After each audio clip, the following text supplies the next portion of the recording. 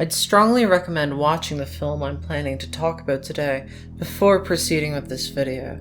Not because of any crazy twist, but just because I think this film is something that you should experience at least once uncolored by someone else's opinion. That film is, of course, the 2018 mystery thriller Burning by Lee Chang-dong.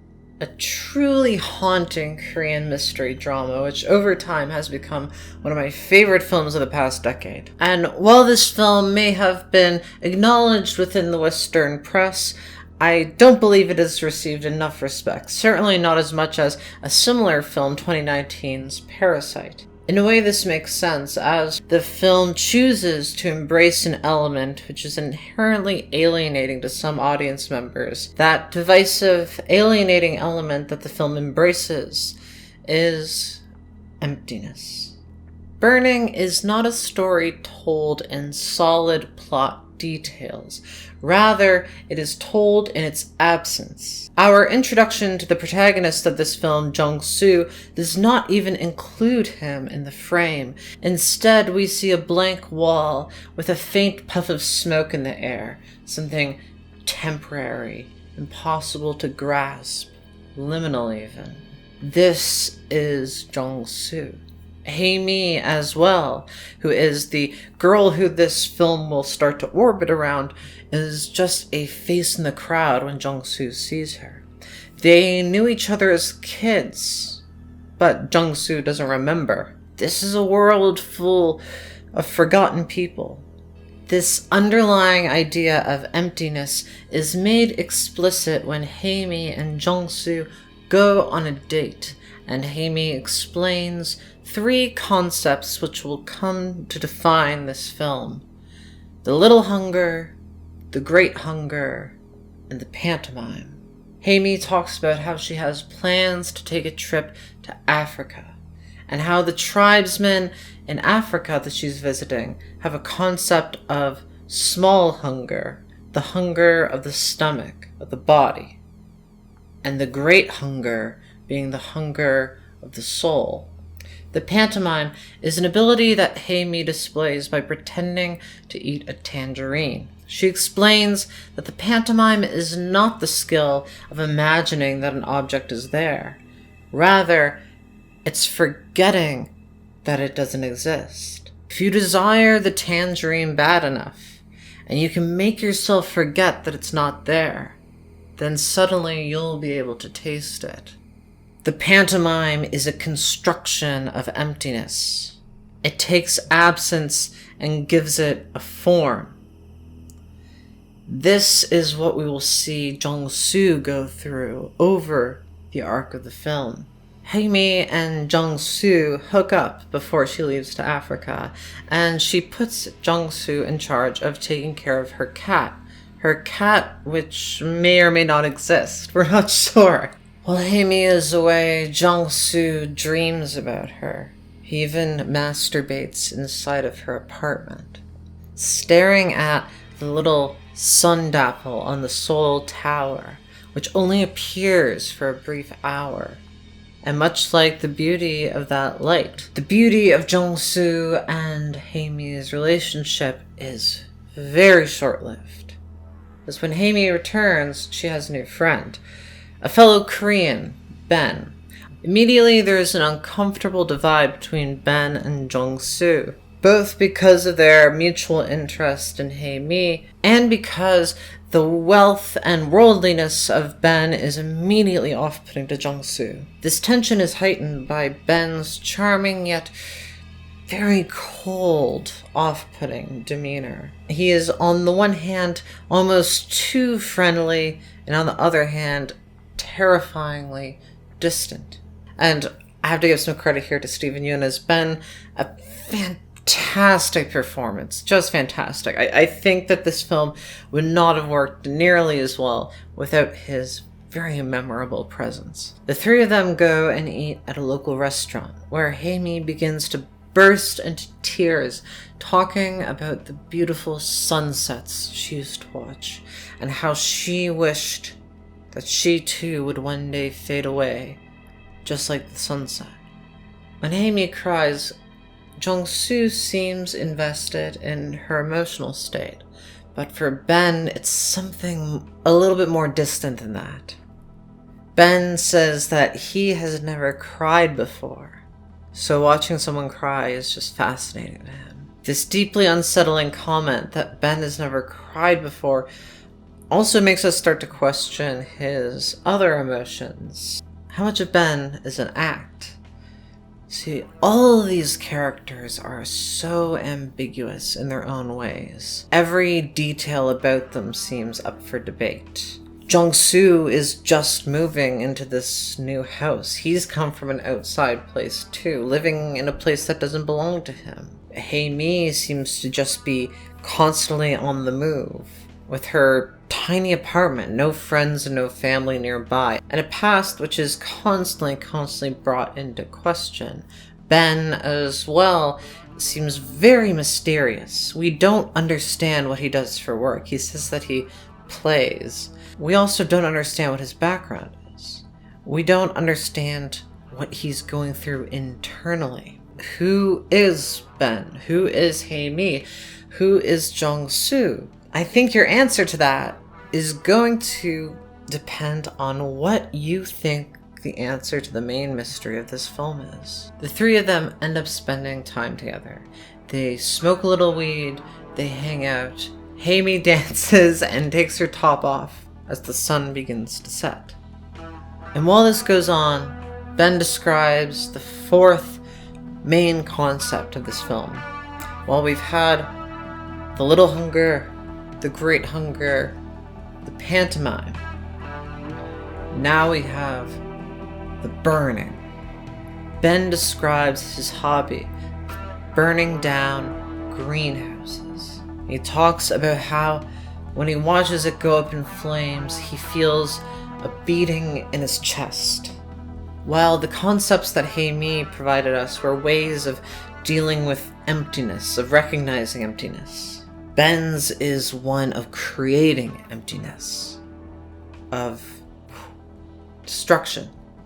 Jung-soo, in return, explains his father's anger issues, how they led to his mother leaving, and how his father brought him out one night to burn his mother's clothing. Hae-mi dances in front of the disappearing sunset, calling upon the line earlier, how she wishes she could disappear, just like that sunset. And soon, Hae-mi will get her wish. And here is the main mystery of the film. After this scene, Hae-mi disappears. And now, about halfway through the film, we start to understand what kind of story we're watching, or at least what kind of story we think we're watching. I didn't know anything about this film going in, except that it had been recommended to me based on my love of Parasite. And so when this disappearance happened, I very quickly clued into, oh, I'm watching a very slow, methodical take on the Korean revenge thriller. And I do think that that is an intentional genre that the film is leading into, but the true chilling aspect of this film is maybe the most fascinating twist I've seen since Fight Club, precisely because it's not really a plot twist. There's no new information revealed which changes the events that you've seen before. Instead, what you have is a moment of emotional dissonance, as Jung-soo, convinced that Ben killed Hae-mi, or kidnapped her at least, invites Ben to meet him in a remote location, stabs him. But something happens in this scene that tore the entire story apart for me, which is that Ben wasn't scared. He doesn't fight back. He seemed confused. He hugged Jung-soo. For me, this is the key to it all. And this started a process of just complete unraveling. So maybe on first watch it didn't hit me with the full power, but over time this film has come to completely haunt my psyche. At first it seems so simple, but the more you look at it, the more you look at every detail, the more you realize how little you know. And that is really the story of this. Jong-soo views himself within the terms of a protagonist. He is searching for his own story. This is why he's able to write at the end of the film, because he's found one.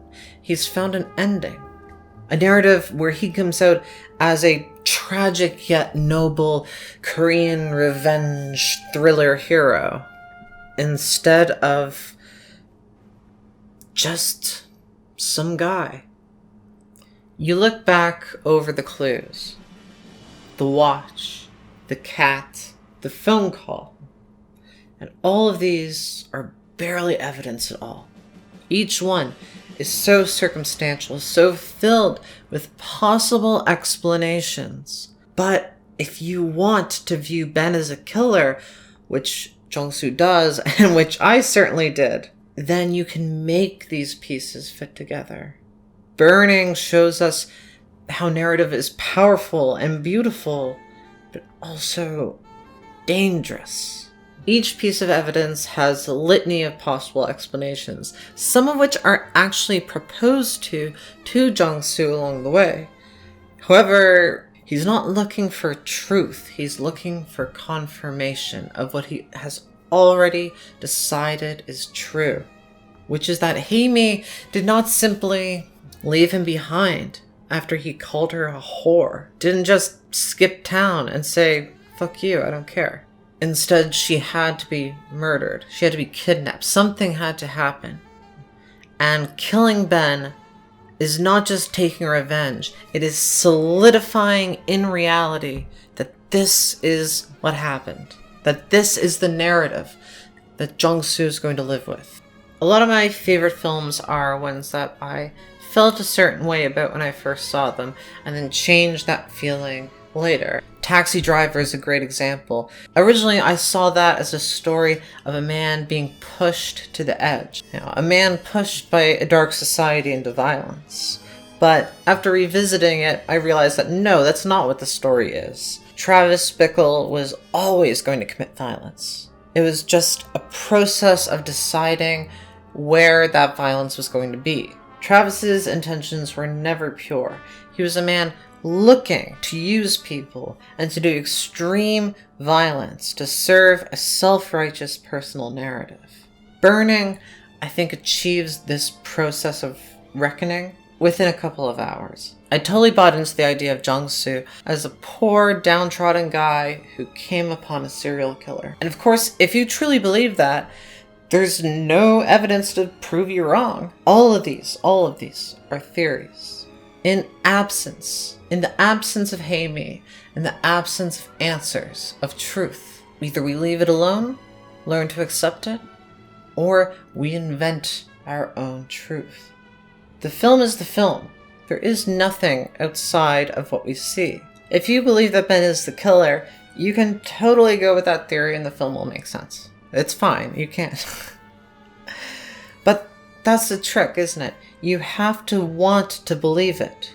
The film gives you so much time, so much space to fill each scene with your emotions and your interpretations of these characters, that by the end you have crafted your own personal narrative, just like Jong-soo has. Jong-soo is a writer who can't write.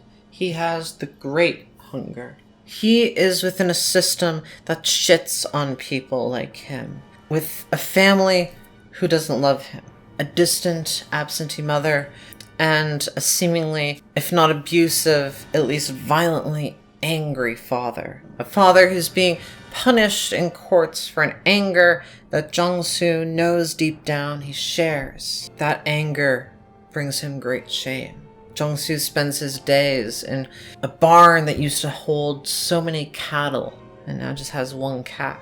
A house built for a family that now only has one lonely boy in it. He's an empty man in an empty world. He has the great hunger and nothing to fill it with. That is until Ben arrives. And now there is purposed life. now there is a narrative for Jung-soo. And now there is a place where his anger can go that he no longer feels shame about. In fact, he can feel righteous. Hae-mi was not some grand love. I honestly think she hooked up with Jung-soo because, as she mentioned, Jung-soo used to bully her. And I think she just wanted to feel hot. It seemed like a very casual hookup. And her reaction when she gets back, to me, reads mostly of pity. To him, this was important. To him, this was a big deal. And to him, if it were not for Ben, then they would be together. His masculinity, his pride, but also his path forward have all been stolen. Jung-soo puts all of his fear, all of his shame, and his lack of any meaning in life, and he puts it all on to Ben. Ben is slimy, of course, and I do have some theories about things that he may have been up to that are less than savory, but I don't want to go into those, because all this speculation avoids the fact that Ben is the only person that we know who dies. So before you can ask if it's even an okay idea to kill Ben in revenge for Hae-mi's murder, you have to ask, how sure do you have to be that she was even murdered in the first place? That she was even kidnapped? From the bare skeleton of possible clues that Jung-soo has discovered, his actions to me are monstrous. This finale is Jung-soo's pantomime. His desire is so great that he allows himself to forget what he doesn't know. And then the answer appears for him. If the tangerine is the pantomime to feed the small hunger, then the murder of Ben is the pantomime to feed Jung-soo's great hunger. Burning is, again, a wonderful film. Last time I checked it, you can find it on Netflix. There is a lot to say about this film. There's a lot that I have left out. But of course, my essays are not supposed to be fully holistic depictions of what a film is. I'm just offering you my little perspective. So please take a look at this film and see what you bring out of it later.